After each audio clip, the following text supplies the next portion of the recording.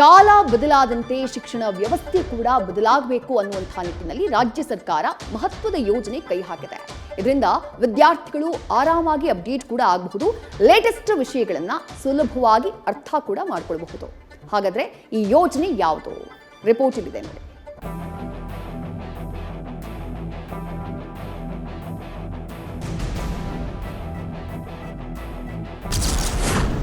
ಕರ್ನಾಟಕದಲ್ಲಿ ಶುರುವಾಯಿತು ಎಐ ಕ್ರಾಂತಿ. 50 ಸರ್ಕಾರಿ ಕಾಲೇಜುಗಳಲ್ಲಿ ಎಐ ಡೇಟಾ ಸೈನ್ಸ್ ಲ್ಯಾಬ್ ಸ್ಥಾಪನೆ. ಹೌದು, ರಾಜ್ಯದಲ್ಲಿ ಎಐ ಕ್ರಾಂತಿ ಶುರುವಾಗಿದೆ ಅಂದರೆ ತಪ್ಪಾಗಲ್ಲ. ಅದಕ್ಕೆ ಕಾರಣ ಏನಂದ್ರೆ ಸರ್ಕಾರಿ ಕಾಲೇಜುಗಳಲ್ಲಿ ಎಐ ಲ್ಯಾಬ್ ಸ್ಥಾಪನೆಗೆ ಸರ್ಕಾರ ಅನುಮೋದನೆ ಕೊಟ್ಟಿರೋದು. ಇಂಡಿಯಾ ಎಐ ಮಿಷನ್ ಜೊತೆಗೂಡಿ 10 ಕೋಟಿಯಲ್ಲಿ ಈಗಾಗಲೇ ಈ ಯೋಜನೆಗೆ 69 ಲಕ್ಷ ಅನುದಾನ ಬಿಡುಗಡೆ ಮಾಡಲಾಗಿದೆ. ಒಟ್ಟು 50 ಸರ್ಕಾರಿ ಕಾಲೇಜುಗಳಲ್ಲಿ ಎಐ ಡೇಟಾ ಸೈನ್ಸ್ ಲ್ಯಾಬ್ ಸ್ಥಾಪನೆ ಮಾಡಲಾಗ್ತಿದೆ.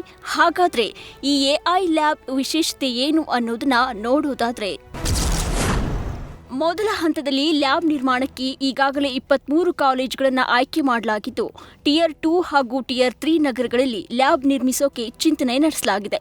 ಕೃತಕ ಬುದ್ಧಿಮತ್ತೆ, ಮೆಷಿನ್ ಲರ್ನಿಂಗ್ ಹಾಗೂ ಡೇಟಾ ಸೈನ್ಸ್ ಕ್ಷೇತ್ರದಲ್ಲಿ ವಿದ್ಯಾರ್ಥಿಗಳಿಗೆ ಪ್ರಾಯೋಗಿಕ ತರಬೇತಿ ನೀಡಲಾಗುತ್ತೆ.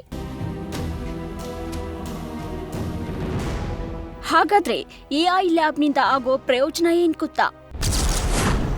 ಎಐ ಲ್ಯಾಬ್ಗಳ ಮೂಲಕ ವಿದ್ಯಾರ್ಥಿಗಳು ಕೇವಲ ಪಠ್ಯಪುಸ್ತಕದ ಜ್ಞಾನಕ್ಕೆ ಸೀಮಿತವಾಗಲ್ಲ, ಬದಲಿಗೆ ತಂತ್ರಜ್ಞಾನ ಜಗತ್ತಿಗೆ ಅಗತ್ಯವಾದ ಕೌಶಲ್ಯಗಳನ್ನು ಶಾಲಾ ಹಂತದಲ್ಲೇ ಪಡೆದುಕೊಳ್ಳಲಿದ್ದಾರೆ.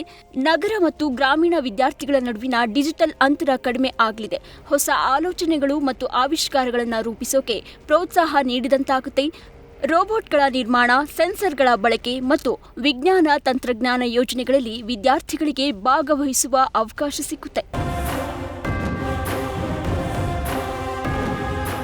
ಒಟ್ಟಾರೆ ಸರ್ಕಾರದ ಈ ಯೋಜನೆಯಿಂದ ನೂರಾರು ವಿದ್ಯಾರ್ಥಿಗಳಿಗೆ ಅನುಕೂಲ ಆಗಲಿದ್ದು, ವಿದ್ಯಾರ್ಥಿಗಳು ಬಹುಬೇಗನೆ ಎಐ ವಿಚಾರಗಳ ಬಗ್ಗೆ ಅರ್ಥ ಮಾಡಿಕೊಳ್ಳೋಕೆ ಈ ಲ್ಯಾಬ್ ಸಹಾಯಕವಾಗಲಿದೆ.